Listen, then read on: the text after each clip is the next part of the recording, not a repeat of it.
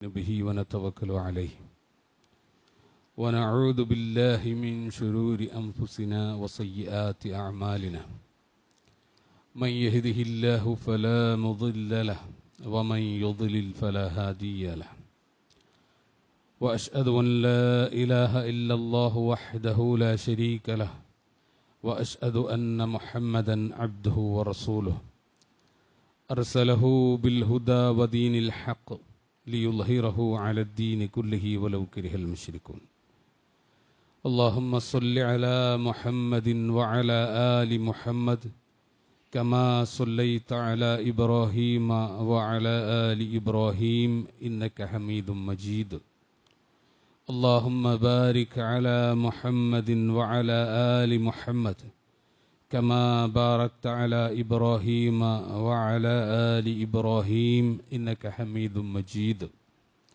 أما بعد فإن خير الحديث كتاب الله وخير الهدي هدي محمد صلى الله عليه وسلم وشر الأمور محدثاتها وكل محدثة بدعة وكل بدعة ضلالة وكل ضلالة في النار أعوذ بالله من الشيطان الرجيم يا أيها الذين آمنوا اتقوا الله حق تقاته ولا تموتن إلا وأنتم مسلمون يا أيها الناس اتقوا ربكم الذي خلقكم من نفس واحدة وخلق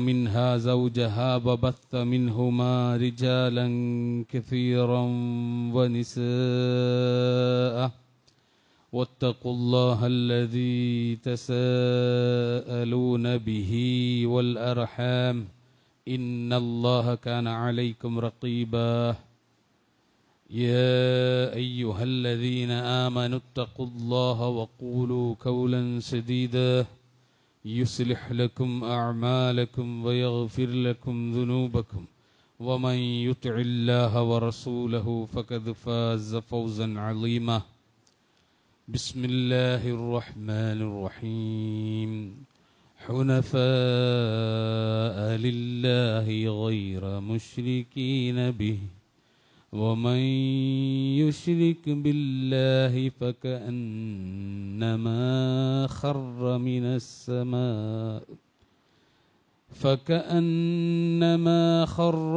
السماء فتخطفه الطير أو تهوي به الريح في مكان سحيق رب اشرح لي صدري ويسر لي أمري واحلل عقدة من لساني يفقهوا قولي സ്നേഹം നിറഞ്ഞ സത്യവിശ്വാസികളെ വിശ്വാസിനികളെ അല്ലാഹു സുബ്ഹാനഹു തആലയെ സൂക്ഷിച്ചുകൊണ്ടും അവൻ്റെ വിധിവിലക്കുകൾ കഴിവിൻ്റെ പരമാവധി പാലിച്ചും ശ്രദ്ധിച്ചും സൂക്ഷിച്ചും ജീവിക്കുവാൻ പരിശ്രമിക്കണമെന്ന് അർഹതക്കനുസൃതമായി ഓർമ്മപ്പെടുത്തുകയാണ്, വസിയ്യത്ത് ചെയ്യുകയാണ്. ലോകത്ത് ഏറ്റവും അധികം മനുഷ്യർക്ക് നഷ്ടപ്പെട്ടുകൊണ്ടിരിക്കുന്നത് എന്താണ് എന്ന് ചോദിച്ചാൽ, ആത്മീയതയിൽ വിശ്വസിക്കുന്നവരാകട്ടെ ഭൗതികവാദികളാകട്ടെ എല്ലാവരും ഒരുപോലെ അംഗീകരിക്കുന്ന കാര്യമാണ്, മനസ്സമാധാനമാണ് ലോകത്ത് ഏറ്റവും അധികം നഷ്ടം സംഭവിച്ചു കൊണ്ടിരിക്കുന്ന കാര്യം.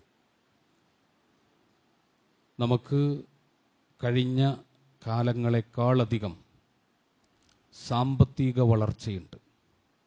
പഴയ തലമുറ പലപ്പോഴും അവരുടെ നിത്യവൃത്തിക്ക് പോലും രണ്ട് ചലയും മുട്ടാത്ത അവസ്ഥയിൽ ജീവിച്ചു കൊണ്ടിരുന്നവരാണ്.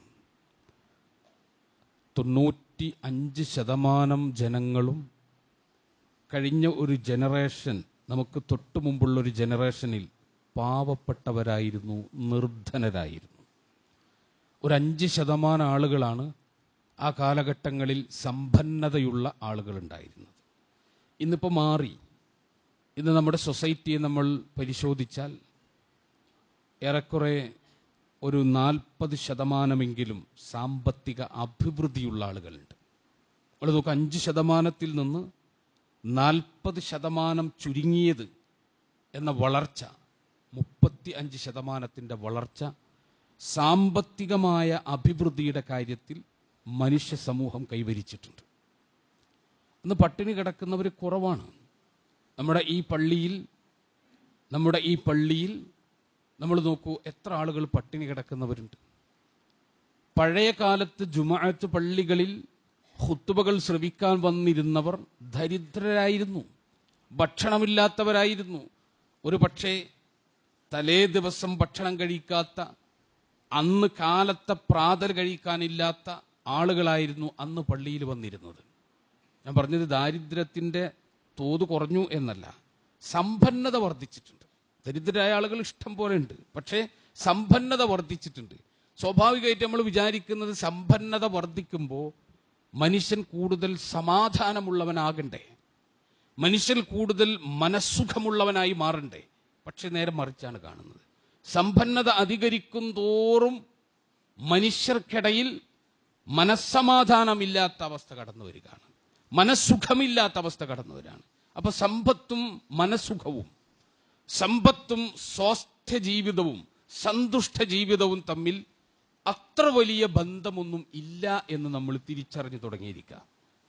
ഹാപ്പിനെസ് ഓഫ് ലൈഫിനെ പറ്റിയിട്ടുള്ള പുതിയ കാല പ്രബന്ധങ്ങൾ മുഴുവൻ നമ്മൾ പരിശോധിച്ചാൽ സമ്പത്ത് അതിലൊരു പ്രധാന ഘടകമ എന്നതിൽ നിന്ന് പോലും മാറിത്തുടങ്ങിയിട്ടുണ്ട്. സാമ്പത്തിക രംഗത്തെ വളർച്ച ഒരു ഘടകമാണ് എന്ന് പറഞ്ഞു തുടങ്ങി. പണ്ട് പറഞ്ഞത് എന്താ? ഏറ്റവും ഒന്നാമത്തെ ഘടകം എന്നതിൽ നിന്ന് സമ്പത്തിനെ അതിലൊരു ഘടകം മാത്രം എന്ന ലെവലിൽ കണ്ടു തുടങ്ങിയിരിക്കുകയാണ് മനുഷ്യർ, ഭൗതികവാദികൾ പോലും. നമ്മൾ മനസ്സിലാക്കുക, അതാണ് സത്യം. റസൂലുള്ളാഹി സ്വല്ലല്ലാഹു അലൈഹി വസല്ലമ മനസ്സമാധാനത്തെ പറ്റിയിട്ട് അള്ളാന്റെ റസൂൽ പറഞ്ഞത് നിങ്ങൾക്ക് സ്വഹീഹ് മുസ്ലിമിൽ 2420 ഹദീസായിട്ട് കാണാം. അതിനേക്കാൾ വലിയ സമാധാനത്തെ പറ്റിയിട്ട്, മനസുഖത്തെ പറ്റിയിട്ട് വേറെ ഒരാളും സംസാരിച്ചിട്ടില്ല. എന്താ അള്ളാന്റെ റസൂൽ പറഞ്ഞത്? അൻ അബീ ഹുറൈറ റളിയല്ലാഹു അൻഹു ഖാൽ, അബൂ ഹുറൈറ റളിയല്ലാഹു അൻഹു പറയാ, ഖാല റസൂലുള്ളാഹി സ്വല്ലല്ലാഹു അലൈഹി വസല്ലം, അല്ലാഹുവിന്റെ റസൂൽ പറഞ്ഞു, ലൈസൽ ഗിന, ലൈസൽ ഗിന, ഗിന എന്ന് പറഞ്ഞാൽ എന്താ? ഐശ്വര്യം. ലൈസൽ ഗിന, മനസ്സിന്റെയും ജീവിതത്തിന്റെയും ഐശ്വര്യം. ലൈസൽ ഗിന, ഐശ്വര്യം അല്ല, അൻ കസ്റത്തിൽ അറളി, വിഭവങ്ങളുടെ സമൃദ്ധിയിൽ, പിന്നെ വിഭവങ്ങളുടെ ധാരാളിത്വത്തിൽ. ധാരാളം വിഭവമുണ്ട് എന്നതുകൊണ്ട് ഐശ്വര്യമുണ്ടാകുന്നില്ല. വലാകിന്നൽ ഗിന, എന്നാൽ ഐശ്വര്യം എന്ന് പറഞ്ഞാൽ ഗിനൻ നഫ്സ്, മനസ്സിന്റെ ഐശ്വര്യ. ധാരാളം സമ്പത്തുണ്ടാവും, ധാരാളം സ്വത്തുക്കൾ ഉണ്ടാകും, വലിയ ബാങ്ക് ബാലൻസുകൾ ഉണ്ടാകും. ഓരോ കാലഘട്ടങ്ങളിലും മാനവികതയുടെ ഉപജീവന മാർഗങ്ങളിലെ ഏറ്റവും ഗ്യാരണ്ടീഡ് ആയിട്ടുള്ള പിന്നെ ആസ്തികൾ നമുക്കുണ്ടാവും. പക്ഷേ മനസ്സുഖം എന്നത് നമുക്ക് അനുഭവിക്കാൻ പറ്റണില്ല, മനസ്സമാധാനം എന്നത് നമുക്ക് അനുഭവിക്കാൻ പറ്റുന്നില്ല. എന്തെന്നില്ലാത്തൊരു ടെൻഷൻ ജീവിതത്തെ ചുറ്റിപ്പൊതിഞ്ഞുകൊണ്ടിരിക്കുക. ഇതെന്തുകൊണ്ട് സംഭവിക്കുന്നു? അതാ റസൂലുള്ളാഹി സ്വല്ലല്ലാഹു അലൈഹി വസല്ലമ പറഞ്ഞത്, ലൈസൽ ഗിന അൻ കസ്റത്തിൽ അറൾ, ഭൗതിക വിഭവങ്ങളുടെ ആധിക്യമല്ല ഐശ്വര്യം. ഇത് നമ്മൾ ആദ്യം തിരിച്ചറിയണം. ഐശ്വര്യം എന്ന് പറഞ്ഞാൽ മനസ്സിന് സുഖമുള്ള ജീവിതം, സന്തുഷ്ട ജീവിതം, ഹാപ്പിനെസ് ലൈഫ് എന്ന് പറഞ്ഞാൽ എന്താ? നിനക്ക് കുറെ അറളുണ്ട്, വിഭവങ്ങളുണ്ട് എന്നതല്ല, മറിച്ച് നിന്റെ മനസ്സിനൊരു സുഖം കിട്ടണം, നിന്റെ മനസ്സിനൊരു സംതൃപ്തി കിട്ടണം. ആ സംതൃപ്തി എവിടെ നിന്നാണ് കിട്ടുക? നമ്മൾ മനസ്സിലാക്കുക, അല്ലാഹു സുബ്ഹാനഹു തആല അത് വിശ്വാസികൾക്ക് പ്രത്യേകമായിട്ട് കൊടുക്കും. ഇപ്പൊ ആളുകൾ ചോദിക്കും, എപ്പോഴും ജനങ്ങളുടെ ആവശ്യം എന്താ, അന്വേഷണം എന്താ? മനസ്സമാധാനം ഉണ്ടാവാനുള്ള ദിക്ർ ഏതാ? മനസ്സമാധാനം ഉണ്ടാവാനുള്ള ദുആ ഏതാ? മനസ്സമാധാനം ഉണ്ടാകാൻ ഞാൻ എന്താ ചെയ്യേണ്ടത്? ഇത് ചോദിക്കാത്ത ആരാണുള്ളത്? ദരിദ്രനും ധനികനും പണ്ഡിതനും പാമരനും ഒരുപോലെ ചോദിക്കും ഇത്. എന്താ? മനസ്സിനൊരു സമാധാനം കിട്ടാൻ, ഒരു സ്വസ്ഥത കിട്ടാൻ, ഒന്ന് സംതൃപ്തിയോടെ ജീവിതത്തെ ഒന്ന് നോക്കാൻ എന്താ എനിക്ക് സാധിക്കുക? അതിനെന്ത് ദുആ ഉള്ളത്? അതിനെന്താ ദിക്റുള്ളത്? ഇതിനെപ്പറ്റി ആളുകൾ അന്വേഷിച്ചു കൊണ്ടിരിക്കുക. നമ്മൾ മനസ്സിലാക്കിക്കോ, അല്ലാഹു സുബ്ഹാനഹു തആല ഒരു മനുഷ്യന് സമാധാനം കൊടുക്കണമെന്നുണ്ടെങ്കിൽ, അവനിൽ നിന്ന് സവിശേഷമായ ഒരു സമാധാനം ഒരു മനുഷ്യന് ലഭിക്കണം എന്നുണ്ടെങ്കിൽ അവന് ചില യോഗ്യതകൾ ഉണ്ടാവണം. അത് നിർബന്ധം. അവന് ചില യോഗ്യതകൾ ഉണ്ടാകണം. കാരണം എന്താ? ഹുവല്ലദീ അൻസല അസ്സഖീനത ഫീ ഖുലൂബിൽ മുഅ്മിനീൻ. അവനാണ് മുഅ്മിനീങ്ങളുടെ ഹൃദയങ്ങളിൽ സക്കീനത്ത് ഇറക്കി കൊടുക്കുന്നവൻ, സമാധാനം, ശാന്തത ഇറക്കി കൊടുക്കുന്നവൻ അവനാണ്. ലിയസ്ദാദു ഈമാനൻ മഅ ഈമാനിഹിം. അവരുടെ ഈമാനിനുമേൽ ഈമാനെ അധികരിപ്പിക്കും. അവരുടെ ഈമാനിന്മേൽ ഈമാനെ അധികരിപ്പിക്കുന്നതിന് വേണ്ടി അവരുടെ ഹൃദയങ്ങളിൽ ശാന്തതയും സമാധാനവും, അസ്സഖീന എന്ന ഖുർആൻ പ്രയോഗിച്ചത്. ശാന്തതയും സമാധാനവും എന്ന് പറഞ്ഞാൽ എന്താ? മനസ്സ് എപ്പോഴും ഒരു തരം ആശ്വാസം, റീസൺ കണ്ടെത്താൻ പറ്റൂല. റീസൺ കണ്ടെത്താൻ പറ്റില്ല. പങ്കുവെക്കാനും പറ്റൂല, പഠിപ്പിച്ചു കൊടുക്കാനും പറ്റൂല, സ്വായത്തമാക്കാനും പറ്റൂല, ആർജിച്ചെടുക്കാനും പറ്റൂല. ആ സക്കീനത്ത് മനസ്സിലാക്കിക്കോ. എനിക്കതുണ്ട്, പക്ഷെ എൻ്റെ കൂട്ടുകാരന് പോട്ടെ, എൻ്റെ കൂടപ്പിറപ്പിന് പോട്ടെ, എന്നോടൊപ്പം കിടക്കുന്ന ഭാര്യക്ക് അത് പഠിപ്പിച്ചു കൊടുക്കാൻ പറ്റൂല. പകർന്നു കൊടുക്കാൻ പറ്റൂല. അവൾക്കത് പിന്നെ ആർജിക്കാനുള്ള വിദ്യ പഠിപ്പിക്കാൻ പറ്റില്ല. മറിച്ച് എന്ത് വേണം? ഇത് പടച്ചും പ്രത്യേകം സ്പെഷ്യലായിട്ട് തരുന്നതാണ്. അത് അവന്റെ കൽബിൽ എന്നെ കെടുക്കുള്ളൂ. ഹുവല്ലദീ അൻസല അസ്സഖീനത ഫീ ഖുലൂബിൽ മുഅ്മിനീൻ. മുഅ്മിനീങ്ങളുടെ ഹൃദയങ്ങളിലേക്ക് അല്ലാഹ് ഇങ്ങനെ ഇട്ടു കൊടുക്കുന്നതാണ്. ക്വാളിറ്റി വരുമ്പോൾ അല്ലാഹ് ഇട്ടു കൊടുക്കുകയാണ്. ആ ക്വാളിറ്റി വരുമ്പോൾ അവൻ അല്ലാഹ് ഇട്ടുകൊടുക്കും. അവന് പിന്നെ ഒന്നും പേടിക്കാനില്ല. ജീവിതത്തിലെ ഏത് പ്രതിസന്ധി ഘട്ടങ്ങളിലും, ഏത് പരാധീനതയുടെ ഘട്ടങ്ങളിലും സമാധാനത്തോടെ ഉറങ്ങാൻ അവന് സാധിക്കും. സ്വസ്ഥതയോടെ ജീവിതം നയിക്കാൻ അവന് സാധിക്കും. അതല്ലാതെ നമ്മൾ വേറെ എന്ത് ചെയ്തിട്ടും കാര്യമില്ല. ഇപ്പൊ നമ്മൾ ആലോചിച്ച് നോക്കി, ഇപ്പൊ ഏറ്റവും ലേറ്റസ്റ്റ് മാനസിക പഠനങ്ങൾ പറയുന്നത് ഏറ്റവും കൂടുതൽ വിനോദയാത്രകൾ നടത്തുന്ന ആളുകളാണ് ഏറ്റവും അധികം സ്ട്രെസ് അനുഭവിച്ചുകൊണ്ടിരിക്കുന്നത്. മനുഷ്യന്റെ അങ്ങേയറ്റത്തെ സ്ട്രെസ്സിൽ നിന്നാണ് അവൻ വിനോദയാത്രകളിലേക്ക് അഭയം തേടുന്നത്. എന്നിട്ട് മാറുന്നുണ്ടോ? അത് തീരുന്നുണ്ടോ? ആ പ്രശ്നം ഒഴിവാവണുണ്ടോ? ഇല്ല, മാറണില്ല, തീരുന്നില്ല, ഒഴിവാവണില്ല. ഒരു മനുഷ്യൻ അവന്റെ വീട്ടിന്റെ ഉള്ളിലിരുന്നാൽ സമാധാനത്തോടെ ഇരിക്കാൻ പറ്റും. ഈ സക്കീനത്ത് കിട്ടിയാൽ, അല്ലാഹ് പറഞ്ഞ ഈ സക്കീനത്ത് കിട്ടിയാൽ, അവന് ലോകത്തിന്റെ എത്ര ഹാപ്പിനെസ് വിതരണം ചെയ്യുന്ന ഭൂപ്രദേശങ്ങളിലേക്ക് അവൻ താണ്ടിപ്പോയിട്ടും കാര്യമില്ല. സക്കീനത്ത് അല്ലാഹ് കൊടുത്തിട്ടില്ലെങ്കിൽ അവിടെ പോയാലും അവന്റെ മനസ്സുരുകും, വീട്ടിലിരുന്നാലും അവന്റെ മനസ്സുരുകും. അവന്റെ വീടല്ല പ്രശ്നം. നമ്മൾ വിചാരിക്കുക നമ്മളെ വീടാണ്, കുടുംബമാണ്, നമ്മളെ സിറ്റുവേഷനാണ്, നമ്മളെ അറ്റ്മോസ്ഫിയർ ആണ് നമുക്ക് ഈ പ്രശ്നങ്ങളൊക്കെ ഉണ്ടാക്കണേ, നമ്മളെങ്ങനെ സ്ട്രെസ് ആക്കുന്നത് അതാണ്, നമ്മൾ ജോലിയാണെന്നാണ് ചിലർ വിചാരിച്ചിരിക്കുന്നത്. ചില ജോലികൾ അങ്ങനെ ഭയങ്കര സ്ട്രെസ് ഉണ്ടാവും, ഭയങ്കര പിരിമുറക്കുണ്ടാവും എന്ന് നമ്മൾ വിചാരിക്കും. അല്ല, ആ സക്കീനത്ത് ഇറങ്ങിയിട്ടില്ല, അതാ പ്രശ്നം. ആ സക്കീനത്ത് ഇറങ്ങിയിട്ടില്ല. അല്ലാഹ് പറഞ്ഞ സക്കീനത്ത് ഹുവല്ലദീ അൻസല അസ്സകീനത ഫീ ഖുലൂബിൽ മുഅ്മിനീൻ. മുഅ്മിനീങ്ങളുടെ ഹൃദയങ്ങളിലേക്ക് അല്ലാഹ് ഇങ്ങനെ ഇറക്കി കൊടുക്കുന്ന, അൻസല എന്നാണ്, മേലെന്ന് താഴേക്ക് ഇട്ടുകൊടുക്കുക. മനസ്സിലായോ? വളർത്താന്നല്ല, പടരാന്നല്ല, സ്വയം ഉണ്ടാവാന്നല്ല, അതിൻ്റെ ഉള്ളിൽ വെച്ചുണ്ടാക്കുന്നല്ല. അൻസല, മേലെന്നിങ്ങനെ താഴത്തേക്ക് ഇറങ്ങണം. ആ സാധനമാണ്, അതാണ് സക്കീനത്ത്. അങ്ങനെ ഇറങ്ങണമെങ്കിൽ അല്ലാഹു സുബ്ഹാനഹു തആല അവന് ചില യോഗ്യത നിശ്ചയിച്ചു. ആ യോഗ്യത ഉണ്ടെങ്കിൽ നിങ്ങൾ ഏത് വർക്ക് ചെയ്താലും, ഏത് പ്രദേശത്ത് പോയാലും, നിങ്ങൾ വീട്ടിന്റെ ഉള്ളിലിരുന്നാലും, നാട് മുഴുവൻ കറങ്ങി നടന്നാലും, വിദേശ സഞ്ചാരങ്ങളിൽ ഏർപ്പെട്ടാലും, നിങ്ങൾ എന്ത് വിനോദയാത്രകൾ സംഘടിപ്പിച്ചാലും ശരി, ആ സക്കീനത്ത് ഇങ്ങനെ മനസ്സിൽ കുളിർമയായിട്ട്, ജീവിതത്തെ പറ്റിയിട്ട് സന്തോഷമുള്ള അനുഭവമായിട്ട് അത് നിങ്ങൾക്ക് ചുറ്റുണ്ടാവും. അതാണ് അല്ലാഹു സുബ്ഹാനഹു തആല തരുന്നത്. അതിന് ഒന്നാമത്തെ കാര്യം എന്താ നിങ്ങൾ മനസ്സിലാക്കി? ഒന്നാമത്തെ കാര്യം വിശുദ്ധ ഖുർആൻ പറഞ്ഞു, സൂറത്തുൽ ഹജ്ജ് 31. നമ്മൾ എടുത്തതിന്റെ തഫ്സീറൊക്കെ ഒന്ന് വായിക്കണം. നാട്ടിൽ തഫ്സീർ വായിക്കാൻ പറ്റാത്ത ഒരാളും ഇല്ലാത്ത കാലഘട്ടത്തിൽ, വൈജ്ഞാനിക വിസ്ഫോടനം നടന്ന കാലഘട്ടത്തിൽ ജീവിക്കുന്നത്. പണ്ടാണെങ്കിൽ ഹർക്കത്തില്ലാത്ത പഴയ കാലത്തെ ക്ലാസിക്കൽ അറബികളിൽ എഴുതിയിട്ടുള്ള തഫ്സീറുള്ള നാട്ടിൽ അത് വായിക്കാൻ സാധാരണ വണ്ടിയന്മാർക്ക് പോലും പറ്റൂല. അങ്ങനത്തെ ഗ്രന്ഥം ഇന്നതല്ല. ഇന്ന് ജനങ്ങളുടെ ഭാഷകളിൽ ലോകത്തിലെ വിവിധങ്ങളായ തഫ്സീറുകൾ, ഇമാം ഇബ്നു ജരീർ തൊബരി തഫ്സീറുകൾ എഴുതിയ ഏറ്റവും പ്രധാനപ്പെട്ട വ്യക്തി, ഇമാം ഇബ്നു കസീർ, ഇമാം റാസി തുടങ്ങിയ എല്ലാ, ഇമാം സഅദി, അവരൊക്കെ തഫ്സീർ നാട്ടിൽ നമുക്ക് വായിക്കാൻ കഴിയുന്ന ഭാഷകളിലുണ്ട്. വേണ്ട, ഈ തഫ്സീറുകളുടെയൊക്കെ സാരാംശമുള്ള അമാനി മൗലവിയുടെ മലയാളം തഫ്സീർ ഉണ്ട്. അതുകൊണ്ട് തഫ്സീറുകളിലൂടെ നമ്മൾ സഞ്ചരിക്കണം. എന്താണ് പടച്ചവൻ ഈ ആയത്ത് കൊണ്ട് അതിന്റെ എല്ലാ അർത്ഥതലങ്ങളെയും ഉദ്ദേശിച്ചതെന്ന് അറിയണമെങ്കിൽ നേർക്ക് നേരെ പരിഭാഷ കൊണ്ട് പറ്റൂല. നേർക്ക് നേരെ പരിഭാഷ കൊണ്ട് പറ്റൂല. പരിഭാഷ കൊണ്ട് എന്താ കിട്ടുക? ആ എഴുതിയ അറബി വാക്കുകളുടെ അർത്ഥം കിട്ടും. അതല്ല, അതിന്റെ ആശയ തലങ്ങളുടെ വിസ്താരവും വിസ്തൃതിയും നമ്മൾ അറിയണമെങ്കിൽ തഫ്സീറുകളുടെ യാത്ര ചെയ്യണം. അല്ലാഹ് പറയാ സൂറത്ത് ഹജ്ജ് 31 അല്ലാഹ് തീർത്തു പറഞ്ഞു, ഹുനഫാ ലില്ലാഹി ഗൈറ മുശ്രിക്കീന ബിഹി, നിങ്ങൾ അല്ലാഹുവിലേക്ക് ഋജുമനസ്കരായി വക്രതയില്ലാത്തവരായി അല്ലാഹുവിലേക്ക് മുശ്രിക്കുകളല്ലാതെ നിങ്ങൾ തിരിയണം. അല്ലാഹുവിലേക്ക് എങ്ങനെ നിങ്ങൾ തിരിയേണ്ടത്? മുശ്രിക്കല്ലാത്ത രൂപത്തിൽ, വക്രതയില്ലാത്ത മനസ്സിന്റെ ഉടമയായി, ഋജുമനസ്കനായി, ശിർക്കില്ലാത്തവനായി നിങ്ങൾ അല്ലാഹുവിലേക്ക് തിരിഞ്ഞു നിൽക്കണം. വമൻ യുശ്രിക് ബില്ലാഹി ഫകഅന്നമാ ഖറ മിനസ് സമാ. ആരെങ്കിലും വമൻ യുശ്രിക് ബില്ലാഹ്, ആരെങ്കിലും അല്ലാഹുവിൽ ശിർക്ക് വെച്ചാൽ, അല്ലാഹുവിന്റെ പ്രയോഗം നോക്കൂ, ആരെങ്കിലും അല്ലാഹുവിൽ ശിർക്ക് വെച്ചാൽ ഫകഅന്നമാ ഖറ മിനസ് സമാ, ആകാശത്ത് നിന്ന് ഖറ താഴേക്ക് വീണവനെ പോലെയാണ് അവൻ. ആകാശത്തു നിന്ന് താഴേക്ക് വീണവനെ പോലെയാണ് അല്ലാഹുവിൽ പങ്കു ചേർത്തവൻ. ഫതഖ്തഫുഹു ത്വയ്ർ, അവനെ പക്ഷികൾ റാഞ്ചിയെടുത്തേക്കാം.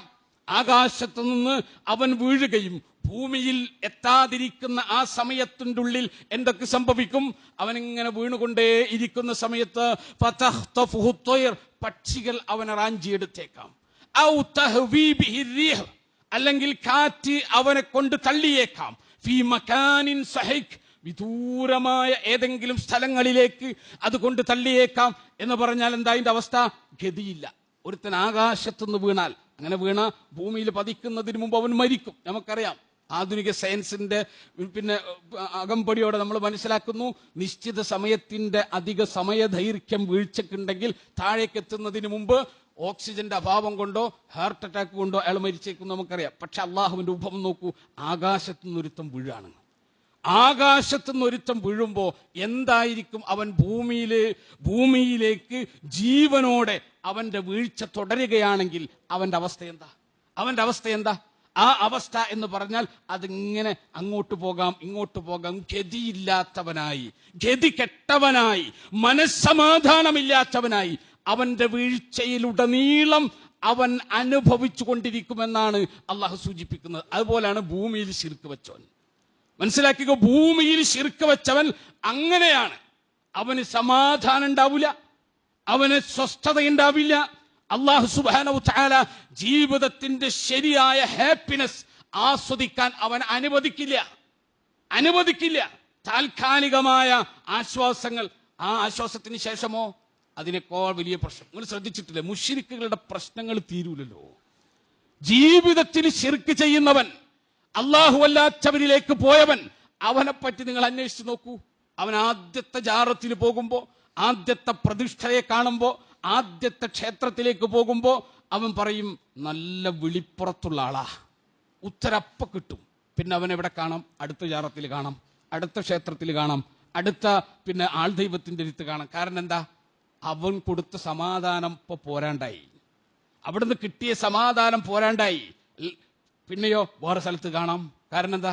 അവിടുന്ന് മാറി, അവിടുന്ന് അടുത്ത സ്ഥലത്തേക്ക് പോയി. ആൾ ദൈവങ്ങളും ദിവ്യന്മാരും പുരോഹിതന്മാരും ഈ ആളുകൾ എങ്ങനെ അടുത്ത സ്ഥലങ്ങളിലേക്ക് വലിച്ചു കൊണ്ടുപോയിരിക്കുകയാണ്. അതാ ഖുർആൻ പ്രയോഗിക്കുന്നത്. അവന്റെ അവസ്ഥ എന്താ? ഫതഖ്തഫുഹു ത്വയ്ർ, പക്ഷി ഇങ്ങനെ റാഞ്ചിയെടുത്തുകൊണ്ടുപോകും.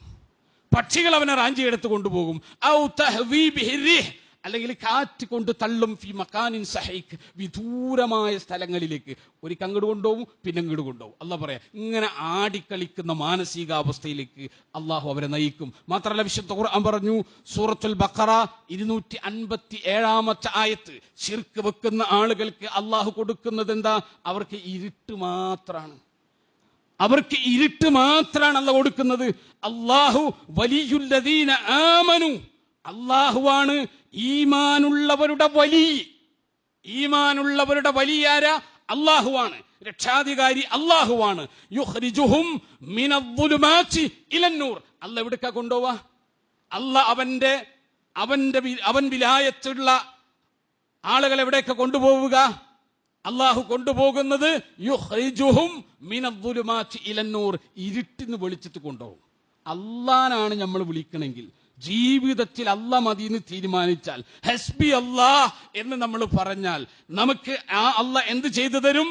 അല്ലാഹ് നമ്മളെ കൊണ്ടുപോവാ, നമ്മ നിന്ന ഇരുട്ടിന്ന് വെളിച്ചത്തേക്കേ നടക്കും. പിന്നെ ഒരിക്കലും നമ്മൾ വീണ്ടും ഇരുട്ടിലേക്ക് പോവില്ല. വെളിച്ചത്തിൽ നിന്ന് വെളിച്ചത്തിലേക്ക് നമ്മൾ യാത്ര ചെയ്തേ കൊണ്ടിരിക്കും. വല്ലദീന കഫറു, എന്നാൽ അവിശ്വസിച്ച ആളുകൾ, അവരുടെ ഔലിയാഹും, അവരുടെ ഔലിയാക്കന്മാരാരാ? അവരുടെ വലിയകളാരാ? അത്താഗൂത്ത്, ആരാ? പടച്ചവന് പുറമെ ആരാധിക്കപ്പെടുന്ന സകല ദുർമൂർത്തികളും. പടച്ചവന് പുറമെ ആരാധിക്കപ്പെടുന്ന സകല ദുർമൂർത്തികളുമാണ് ഈ നിഷേധികളായിട്ടുള്ള ആളുകളുടെ ഔലിയാക്കന്മാർ. യുഖ്രിജൂനഹും മിനന്നൂരി ഇലദ്ദുലുമാത്ത്, അവരെവിടേക്കാ കൊണ്ടുപോകുന്നത്? അവർ വെളിച്ചത്തിൽ നിന്ന് ഇരുട്ടത്തേക്കാ കൊണ്ടുപോകുന്നത്. വെളിച്ചത്തിൽ നിന്ന് അവരെ ഇരുട്ടിലേക്ക് ആനയിക്കുന്നു, കൊണ്ടുപോകുന്നു. ഉലൈക അസ്ഹാബുന്നാർ, അക്കൂട്ടരാണ് നരകത്തിന്റെ അസ്ഹാബുകൾ, നരകത്തിന്റെ കൂട്ടക്കാർ. ഹും ഫീഹാ ഖാലിദൂൻ, അവർ ആ നരകത്തിൽ നിത്യവാസികളായിരിക്കും. അല്ലാഹു സുബ്ഹാനഹു വതആല പറയാ, പടച്ചോനെ വിട്ടിട്ട് ലോകത്താരെ നമ്മൾ പിടിച്ചോ അവർ നമ്മളെ കൊണ്ടുപോകും. എവിടുക്ക? ഇരുട്ടിന്റെ ഇരുട്ടിലേക്ക് കൊണ്ടുപോകും. വെളിച്ചത്തിൽ നിന്ന് ഇരുട്ടിലൂടെ നമ്മളെ കൊണ്ടുപോകും. അത് അങ്ങേയറ്റത്തെ ഇരുട്ടിലൂടെ നമ്മളെ അത് കൊണ്ടുപോയിക്കൊണ്ടേ ഇരിക്കും. അല്ലാഹ് പറയാ. അപ്പൊ റബ്ബ് സുബ്ഹാനഹു വതആലക്ക് പുറമെ നമുക്ക് നമ്മുടെ അള്ളാഹുവിന് കൊടുക്കേണ്ട അവകാശങ്ങൾ ഏതെങ്കിലും വിധത്തിൽ സൃഷ്ടികളിലേക്ക് തിരിഞ്ഞു പോയി കഴിഞ്ഞാൽ അത്തരം ആളുകൾ ഇരുട്ടിലാണ്. ഇനിയോ അള്ളാഹു സുബ്ഹാനഹു വതആല സൂറത്ത് അഅറാഫ് 71-ാമത്തെ ആയത്ത് നിങ്ങൾ പരിശോധിക്കുക. അവിടെ അള്ളാഹു പറയാ, ഖുൽ അനദ്ഉ മിൻ ദൂനില്ലാഹി മാ ലാ യൻഫഉനാ വലാ യദുറുനാ. ഖുൽ, പ്രവാചകരെ പറഞ്ഞു കൊടുക്ക്, അനദ്ഉ മിൻ ദൂനില്ലാഹ്, അള്ളാഹ്ക്ക് പുറമെയുള്ളവരെ ഞങ്ങൾ വിളിച്ചു പ്രാർത്ഥിക്കുകയോ, അള്ളാഹ്ക്ക് പുറമെയുള്ളവരെ വിളിച്ച് ഞങ്ങൾ പ്രാർത്ഥിക്കുകയോ. എങ്ങനെയുള്ളവർ? മാ ലാ യൻഫഉനാ വലാ യദുറുനാ, ഞങ്ങൾക്ക് ഒരു ഉപകാരവും ചെയ്യാത്ത, ഒരു ഉപദ്രവവും ചെയ്യാത്ത അള്ളാഹ്ക്ക് പുറമെയുള്ള ആളുകളെ ഞങ്ങൾ വിളിച്ചു പ്രാർത്ഥിക്കുകയോ. വനുറദ്ദു അലാ അഖാബിനാ ബഅദ ഇദ് ഹദൈനല്ലാഹ്, അള്ളാഹു ഞങ്ങളെ ഹിദായത്തിലാക്കിയതിന് ശേഷം, സന്മാർഗത്തിലാക്കിയതിന് ശേഷം മടമ്പുകാലുകളിൽ ഞങ്ങൾ പിന്തിരിഞ്ഞു പോവുകയോ സംഭവ്യമല്ല, സംഭവ്യമല്ല എന്ന് പ്രഖ്യാപിക്കും നബിയെ.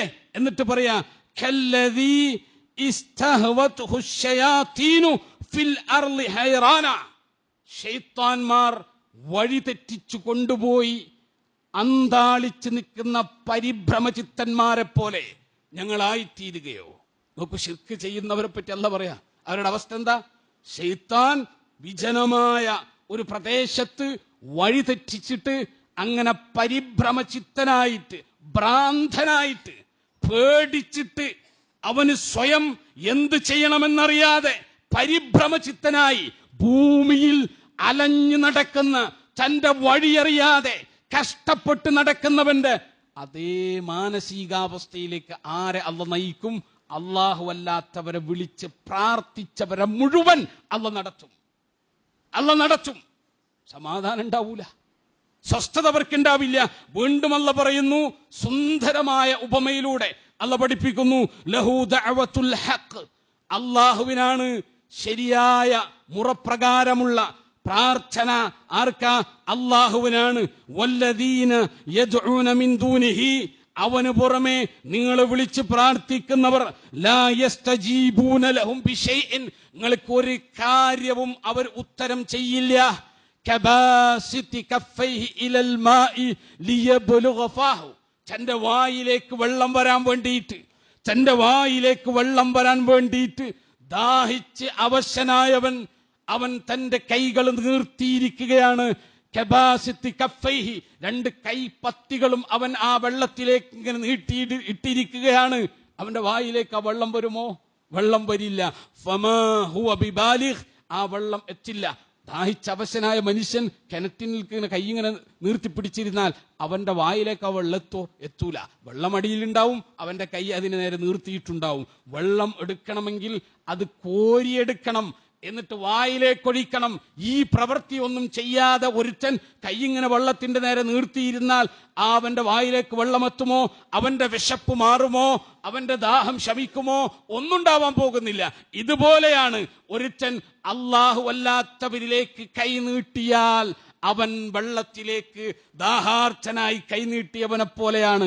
ഉത്തരം തരുന്ന ഔലിയാക്കന്മാരില്ല, ഉത്തരം തരുന്ന ദൈവികമായ അവതാരങ്ങളില്ല. അവിടേക്കൊക്കെ ചോദിച്ചു ചെന്നാൽ വെറും കൈനീട്ടിയിരിക്കുന്നവനെ പോലെയാണ്. വമാ ദുആഉൽ കാഫിരീന ഇല്ലാ ഫീ ളലാൽ. കാഫിറുകളുടെ, സത്യനിഷേധികളുടെ ദുആ വ്യഥാവിലാണ്. അതിന് ഒരു ഉപകാരവും കിട്ടാൻ പോകുന്നില്ല എന്ന് അല്ലാഹു സുബ്ഹാനഹു വ തആല പഠിപ്പിക്കുക. നിങ്ങൾ നോക്കൂ, അല്ലാഹു വിട്ടിട്ടില്ല. ശിർക്ക് വെച്ചവനെ അല്ലാഹു വിട്ടിട്ടില്ല. അല്ലാഹു അല്ലാത്ത ഒരാളിലേക്ക് ആരെങ്കിലും കൈനീട്ടിയാൽ അവന്റെ വായിലേക്ക് അല്ലാഹു വെള്ളം കൊടുക്കൂല.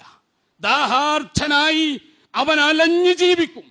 അവന്റെ ദാവിലേക്ക് അല്ലാഹു ഒരിറ്റ് വെള്ളം എത്തിക്കില്ല എന്ന് പറഞ്ഞാൽ അതിന്റെ അർത്ഥം എന്താ? അല്ലല്ലാത്ത ആരോടെങ്കിലും നമ്മുടെ ആവലാതി പറഞ്ഞാൽ ആ ആവലാതി പിന്നെ പരിഹരിക്കപ്പെടാൻ പോണില്ല. മനസ്സിലാക്കിക്കോ, അല്ലാഹു അല്ലാത്ത ആരോടെങ്കിലും നമ്മൾ ആവശ്യപ്പെട്ടാൽ ആ ആവശ്യം പിന്നെ ഇഹലോകത്ത് പരിഹരിക്കപ്പെടാൻ പോകുന്നില്ല. ആ ആളുകൾക്ക് ഒന്നും ചെയ്തു തരാൻ പറ്റൂല എന്ന് അല്ലാഹു നമ്മളെ ബോധ്യപ്പെടുത്തിക്കൊണ്ടിരിക്കുക. അങ്ങനെ ബോധ്യപ്പെടും, മുശ്രിക്കുകൾക്ക് തന്നെ ബോധ്യപ്പെടും. അതുകൊണ്ടാണ് 31,000 ദൈവങ്ങൾ വന്നത്. എന്തുകൊണ്ടാ? പരിഹരിക്കാൻ ഒരു പങ്കുകാരൻ മതിയായിരുന്നില്ലേ? പോരാ, തള്ളാണ്, അടുത്താളെ പോവാ. അത് പോരാ, അടുത്താളെ പോവാ. അത് പോരാ, അടുത്താളെ പോവാ. എന്തിനാണ് ആയിരക്കണക്കിന് ജാറങ്ങൾ വന്നത്? ഒരു CM വലിയുള്ളാഹി മതിയായിരുന്നില്ലേ? പ്രപഞ്ചം നിയന്ത്രിക്കാനെന്നല്ല വിശ്വസിക്കുന്നത്. ഒരു CM വലിയുള്ളാഹി മതിയായിരുന്നില്ലേ? പിന്നെന്തിനാ ഒരു മുനമ്പത്ത് ബീവി വന്ന്, ഒരു മമ്പ്രം തങ്ങൾ വന്നത്? എന്തിനാ വേറെ വേറെ ജാറങ്ങൾ വന്നത്? ഓരോ സ്ഥലത്തും പ്രാദേശിക ജാറങ്ങളാ. ആ പ്രദേശത്തുകാർക്ക് മുഴുവൻ അറിയാത്ത ഔലിയാക്കന്മാരുണ്ട്. കാരണം എന്താ? ജനങ്ങൾ ശിർക്ക് വെക്കുന്നവർ അവരുടെ പങ്കുകാരെ മാറ്റിക്കൊണ്ടേയിരിക്കും. കാരണം എന്താ? സമാധാനമില്ല. അല്ലാന്ന് മാത്രം വിളിച്ചവൻ ഇനി അല്ലാന്ന് വിളിക്കണ്ട, സമാധാനില്ല എന്ന് പറഞ്ഞ ഒരാള് ഈ ഭൂമിയുടെ മുകളിൽ നടന്നിട്ടുണ്ടോ? നടക്കൂല. കാരണം എന്താ? അല്ലാഹുവേ എന്ന് മാത്രം വിളിക്കുന്നവൻ അവനൊരു സമാധാനം, ഒരു സക്കീനത്ത് അനുഭവിക്കുന്നുണ്ടാവും, ഒരു ശാന്തത അനുഭവിക്കുന്നുണ്ടാകും. അല്ലാത്തവരിലേക്ക് വിളികൾ പോയവന് ഒരു സക്കീനത്ത് ഉണ്ടാവില്ല. അതുകൊണ്ട് അടുത്ത വലിയന്റെ അടുത്ത് പോകും, അടുത്ത ജാറത്തിൽ പോകും, അടുത്ത വിഗ്രഹത്തിന്റെ അടുത്ത് പോകും, അടുത്ത ആൾ ദൈവത്തിന്റെ അടുത്ത് പോകും, പോയിക്കൊണ്ടേയിരിക്കും. അങ്ങനെ കാലങ്ങൾ കഴിയുമ്പോ, നൂറ്റാണ്ടുകൾ കഴിയുമ്പോ ഭൂമിയിൽ 10,000-കണക്കിന് ദൈവങ്ങൾ, പിന്നെ ലക്ഷക്കണക്കിന് ദൈവങ്ങൾ, ലക്ഷക്കണക്കിന് ആരാധ്യന്മാരുണ്ടായി. എന്തുകൊണ്ടാ? മുശ്രിക്കുകൾ ഒരിക്കൽ ഉപയോഗിച്ച് ഇട്ടെറിഞ്ഞ് അടുത്തതിലേക്ക് തിരിഞ്ഞപ്പുണ്ടായ ദൈവങ്ങളാണ് ഈ പറയുന്നത്, ഔലിയാക്കന്മാരാണ് ഈ പറയുന്നത്. അതുകൊണ്ടാ കള്ള ദൈവങ്ങൾ ധാരാളം ഉണ്ടാകുന്നത്. അതുകൊണ്ടാ. അപ്പൊ അല്ലാഹു സുബ്ഹാനഹു വ തആല ചെറിയ കാര്യത്തിന് പോലും ശിർക്ക് ഒരുത്തനിൽ വന്നാൽ അല്ലാഹു പിന്നെ അവന് സ്വസ്ഥത കൊടുക്കൂല. എത്രത്തോളം അറിയൂ? നോക്കൂ, മനുഷ്യർ ഏറ്റവും ചെറിയ രൂപത്തിൽ ശിർക്കിലേക്ക് കടക്കുന്നത് ഏതാ? വലിയ രൂപം നമുക്കറിയാം, വിഗ്രഹാരാധന പോലെ ശിർക്കിന്റെ വലിയ രൂപം ഉണ്ടാവും. പക്ഷെ ഏറ്റവും ചെറിയ രൂപം എന്ന് പറഞ്ഞാൽ എന്താ? ഏറ്റവും ചെറിയ രൂപം എന്ന് പറഞ്ഞാൽ നമ്മൾ മന്ത്രിച്ച് കെട്ടുന്ന ഐക്കല്ലുകളും ഏലസുകളും. അതാണല്ലോ ചെറിയ ശിർക്കെന്ന് നമുക്ക് തോന്നാം. ചെറിയ ശിർക്കിന്റെ രൂപങ്ങൾ നമുക്ക് തോന്നണാണ്. പക്ഷെ അല്ലാഹു സുബ്ഹാനഹു വ തആല അതിനെ അതേ ഗൗരവത്തിൽ, ശിർക്കിന്റെ അതേ ഗൗരവത്തിൽ അല്ലാഹ് അതിനെയും കണ്ടിട്ടിരിക്കുന്നു. അതിനെയും അല്ലാഹു നമ്മളെ പഠിപ്പിച്ചിരിക്കുന്നു. റസൂലുള്ളാഹി സ്വല്ലല്ലാഹു അലൈഹി വസല്ലം പഠിപ്പിച്ചു, മൻ അല്ലക തമീമതൻ ഫഖദ് അശ്റക. ആരെങ്കിലും തമീമത്ത് കെട്ടിയാൽ, ഏലസ് കെട്ടിയാൽ, ഐക്കല്ല് കെട്ടിയാൽ, തമീമത്ത് എന്ന് പറഞ്ഞാൽ എന്താ? ഇങ്ങനെ മന്ത്രിച്ച് കെട്ടുന്ന സാധനങ്ങളാ. അങ്ങനെ ആരെങ്കിലും കെട്ടിയാൽ അവൻ ശിർക്ക് ചെയ്തു. കാരണം എന്താ? ഗൈബിയായ മാർഗത്തിൽ അല്ലാഹു അല്ലാത്തവരിൽ നിന്ന് സഹായം അന്വേഷിക്കുക എന്ന് പറഞ്ഞാൽ അത് വിഗ്രഹത്തിനോട് അന്വേഷിച്ചാലും, മരണപ്പെട്ട ആളുകളോട് അന്വേഷിച്ചാലും, ഒരു ചരടിനോട് അന്വേഷിച്ചാലും അത് ശിർക്കാ. അവിടുത്തെ പ്രശ്നം എന്താ? ഗൈബിയായ മാർഗത്തിൽ മനുഷ്യൻ അല്ലാഹുവല്ലാത്ത എന്തിനോടോ അവന്റെ പ്രശ്ന പരിഹാരത്തിന് അവൻ ത്വലബ് നടത്തി, അന്വേഷണം നടത്തി, അവന് തേടി. ആ ത്വലബ് വന്നു കഴിഞ്ഞാൽ, ആ തേട്ടം വന്നു കഴിഞ്ഞാൽ അത് അവന്റെ ഇലാഹാണ്. അത് മന്ത്രിച്ച ചരടായാലും ശരി, അത് കെട്ടി ഉയർത്തിയ വിഗ്രഹങ്ങളായാലും ശരി, ഖബറുകളായാലും ശരി, അതവന്റെ ഇലാഹാണ്. അങ്ങനെ ആരെങ്കിലും ചെയ്താൽ അല്ലാഹുവിന്റെ റസൂൽ പറയുന്നു അവന് ശിർക്കാണ് ചെയ്തത് എന്ന് മാത്രല്ല, എന്ന് മാത്രമല്ല, അങ്ങനെ ഒരാള് ഒരു സമാധാനത്തിന് വേണ്ടി ഒരാള് അങ്ങനെ ഏലസ് കെട്ടിയാൽ എന്താ അവസ്ഥ? റസൂലുള്ളാഹി സ്വല്ലല്ലാഹു അലൈഹി വസല്ലമയിൽ നിന്ന് ഇമാം അഹ്മദ് ഉദ്ധരിച്ച ഹദീസിൽ കാണാം, അൻ ഇമ്രാൻ ഇബ്നു ഹുസൈൻ റളിയല്ലാഹു അൻഹു, ഇമ്രാൻ ഇബ്നു ഹുസൈൻ റളിയല്ലാഹു അൻഹു പറയാ, അന്ന നബിയ സ്വല്ലല്ലാഹു അലൈഹി വസല്ലമ റഅ റജുലൻ ഫീ യദിഹി ഹൽഖത്തും മിൻ സുഫ്രിൻ. റസൂലുള്ളാഹി സ്വല്ലല്ലാഹു അലൈഹി വസല്ലമ ഒരു മനുഷ്യന്റെ കയ്യിൽ ഒരു മഞ്ഞ ചരട് അല്ലെങ്കിൽ മഞ്ഞ വട്ടത്തിലുള്ള എന്തോ സാധനം കെട്ടിയത് കണ്ടു. ഫഖാൽ, ആ സമയത്ത് അല്ലാഹുവിന്റെ റസൂൽ ചോദിക്കുക, മാ ഹാദിഹി, എന്താ ഇത്? ആ മനുഷ്യനോട് റസൂൽ ചോദിക്കുക, എന്താ ഇത്? ഖാൽ, അവൻ പറഞ്ഞു, മിനൽ വാഹിന, ഇത് പിന്നെ ദുർബലതയിൽ നിന്ന്, ശക്തിക്ഷയത്തിൽ നിന്ന്, ദുർബലതയിൽ നിന്ന് രക്ഷ കിട്ടാൻ വേണ്ടിയിട്ട്. നമ്മൾ പറയുമല്ലോ പേടിക്ക് വേണ്ടി കെട്ടിയതാണ്, അല്ലെങ്കിൽ പിന്നെ ഉറക്കിന് സ്വപ്നം കാണുമ്പോൾ പേടിക്കും, അത് കാരണം കെട്ടുന്നതാണ്, അല്ലെങ്കിൽ മനസ്സിന്റെ പിന്നെ പേടി കാരണം കെട്ടുന്നതാണ്. ഇങ്ങനെ ദുർബലതയ്ക്ക് പരിഹാരമായിട്ട് കെട്ടിയതാണ്. ഫഖാൽ, ആ സമയത്ത് റസൂൽ പറഞ്ഞു, ഇൻജിഅഹാ ഫഇന്നഹാ ലാ തസീദുക ഇല്ലാ വഹനൻ, നീ അത് പൊട്ടിച്ചു കളയ്, അത് നിനക്ക് ഇല്ലാ വഹനൻ, നിന്റെ ദുർബലതയല്ലാതെ വർദ്ധിപ്പിക്കില്ല. നീ ഐക്കല്ല് കെട്ടിയാൽ അത് എന്തിനാണോ നീ കെട്ടിയത്, നീ ഏലസ് കെട്ടിയാൽ അത് എന്തിനാണോ നീ കെട്ടിയത്, ആ പ്രശ്നം വർദ്ധിപ്പിക്കും.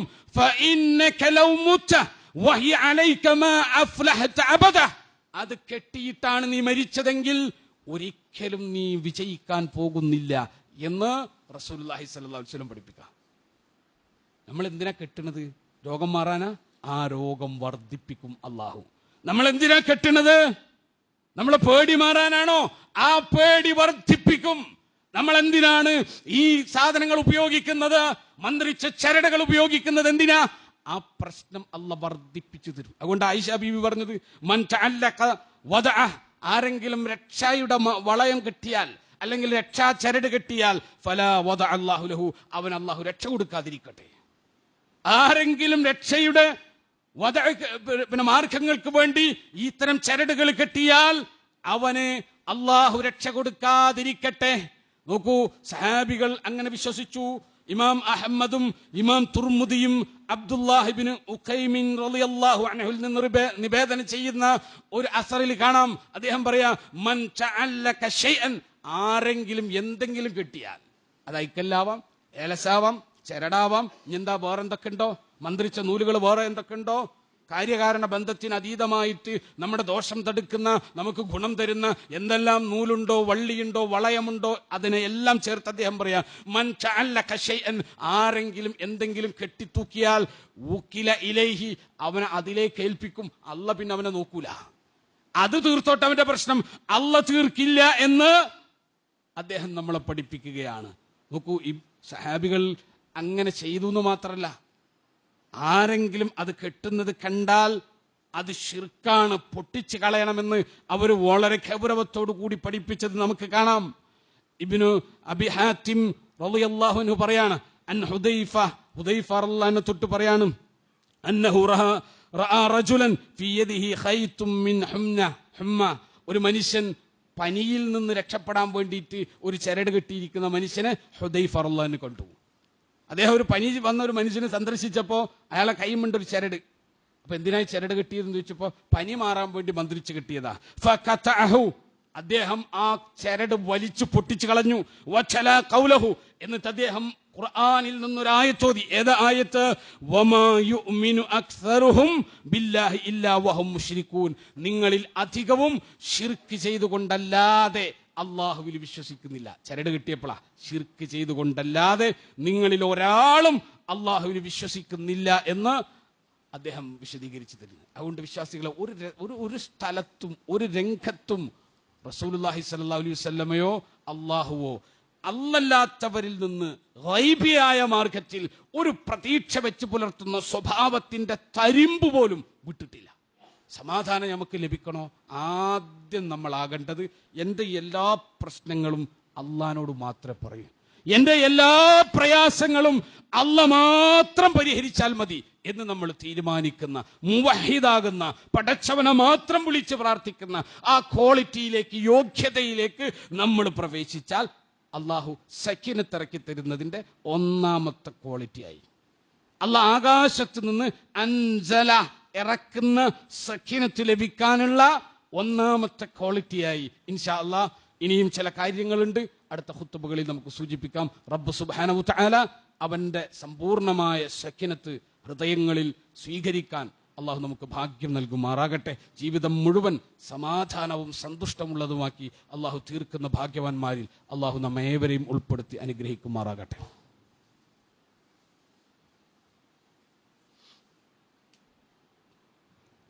അൽഹംദുലില്ലാഹ് ഹംദൻ കസീറൻ ത്വയ്യിബൻ മുബാറകൻ ഫീഹി വസ്സലാത്തു വസ്സലാമു അലാ ഖാതിമിൽ അംബിയാഇ വൽ മുർസലീൻ നബിയ്യിനൽ ഹബീബി മുഹമ്മദിൻ വഅലാ ആലിഹി വസഹ്ബിഹി അജ്മഈൻ അമാ ബഅദ്. ഇത്തഖുല്ലാഹ ഇബാദല്ലാഹ്. സ്നേഹം നിറഞ്ഞ സത്യവിശ്വാസികളെ, വിശ്വാസിനികളെ, അല്ലാഹു സുബ്ഹാനഹു തആലയെ സൂക്ഷിച്ചുകൊണ്ട് ജീവിക്കണമെന്ന് ഒരിക്കൽ കൂടി അർഹതക്കനുസൃതമായി ഓർമ്മപ്പെടുത്തുകയാണ്, വസിയ്യത്ത് ചെയ്യുകയാണ്. നമ്മൾ പറഞ്ഞു വന്നത്, മനുഷ്യർക്ക് സമാധാനം ലഭിക്കണമെങ്കിൽ, സഖീനത്ത് ലഭിക്കണമെങ്കിൽ അള്ളാഹു നിർദ്ദേശിച്ച ചില മാർഗങ്ങളുണ്ട്. ആ മാർഗങ്ങൾ ശക്തമായി നമ്മൾ വീഴ്ച വരാതെ മുറുകെ പിടിച്ചാൽ ഭൂമിയിൽ നമുക്ക് സമാധാനം ഉണ്ടാവും. മരണാനന്തര ജീവിതത്തിൽ സമ്പൂർണമായ സമാധാനമുണ്ടാവും. അതുകൊണ്ട് അത്തരം കാര്യങ്ങളെ വളരെ സൂക്ഷ്മമായി അള്ളാഹുവും റസൂലും സ്വീകരിക്കാൻ ആവശ്യപ്പെട്ട കാര്യങ്ങളെ ഇൻഷാ അല്ലാഹ് അടുത്ത ഖുത്ബകളിലൂടെ സൂചിപ്പിക്കാമെന്നാണ് ഉദ്ദേശിക്കുന്നത്. അള്ളാഹു തൗഫീഖ് നൽകി അനുഗ്രഹിക്കുമാറാകട്ടെ. റബ്ബ് സുബ്ഹാനഹു തആല അവൻ പഠിപ്പിച്ച സക്കീനത്തിന്റെ മാർഗങ്ങൾ മുഴുവൻ സ്വീകരിക്കാനും മനസ്സിലാക്കാനും അള്ളാഹു നമുക്ക് തൗഫീഖ് നൽകി അനുഗ്രഹിക്കുമാറാകട്ടെ. അത് പാലിക്കുവാനും പുലർത്തുവാനുമുള്ള തൗഫീഖ് റബ്ബ് നമുക്ക് നൽകി അനുഗ്രഹിക്കുമാറാകട്ടെ. അറിഞ്ഞും അറിയാതെയും രഹസ്യമായും പരസ്യമായും നമ്മളിൽ സംഭവിച്ചു പോയ എല്ലാ തെറ്റുകളും കുറ്റങ്ങളും പാപങ്ങളും ഒന്നൊഴിയാതെ റബ്ബ് നമുക്ക് പുറത്തു മാപ്പാക്കി തരുമാറാകട്ടെ. അവൻ്റെ ജന്നാത്തുൽ ഫിർദൗസിൽ കുടുംബത്തോടു കൂടി പ്രവേശിക്കുന്ന വിശ്വാസികളിൽ അള്ളാഹു നാം ഏവരെയും ഉൾപ്പെടുത്തി അനുഗ്രഹിക്കുമാറാകട്ടെ. അല്ലാഹുമ്മ ഗ്ഫിർ ലിൽ മുഅ്മിനീന വൽ മുഅ്മിനാത്ത് വൽ മുസ്ലിമീന വൽ മുസ്ലിമാത്ത് അൽ അഹ്യാഇ മിൻഹും വൽ അംവാത്ത് إنك مجيب الدعوات يا قاضي الحاجات. ربنا لا تزغ قلوبنا بعد إذ هديتنا وهب لنا من لدنك رحمة إنك أنت الوهاب. ربنا آتنا في الدنيا حسنة وفي الآخرة حسنة وقنا عذاب النار.